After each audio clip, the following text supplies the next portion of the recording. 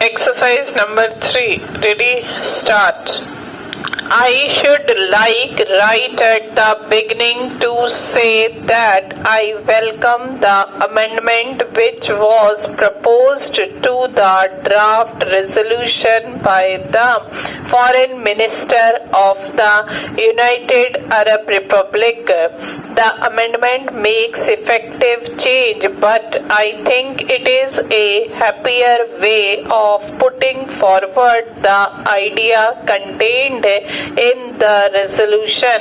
When I had the privilege to put forward the resolution from 5 nations before this assembly, I expressed the hope that it would be accepted unanimously. It did not seem to me reasonably possible that any member of this assembly could object to the resolution. It was straightforward. It contained nothing in it against any individual or this group or that group, but it did represent a strong and passionate desire that things should get moving and that this assembly should not sit paralyzed as if it could not act. Therefore, it was considerable surprise that I received the paper containing an amendment on behalf of Australia. I read it with care.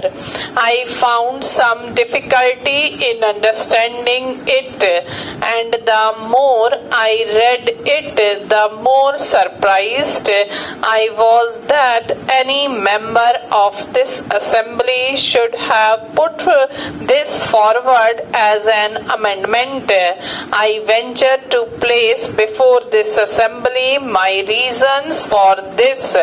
First of all, it seemed to me quite patently that it had nothing to do by way of amending the proposition which we had put forward. It is not an amendment.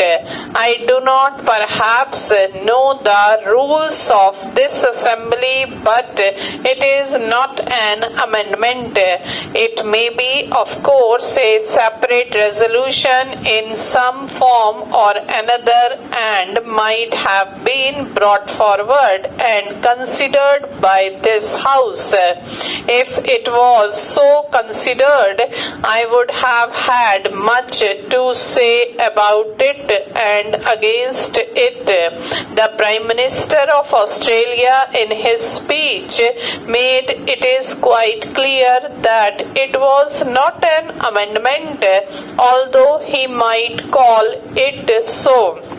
Therefore, I could not quite understand what meaning lay behind this amendment. I have the greatest respect for the Prime Minister of Australia, more especially for his keen mind and ability. I wondered if that keen mind had not tried to cover up with a jumble of words something which had no meaning at all. I was particularly keen to listen to the Prime Minister of Australia in the hope that he might throw some light on this aspect. Stop.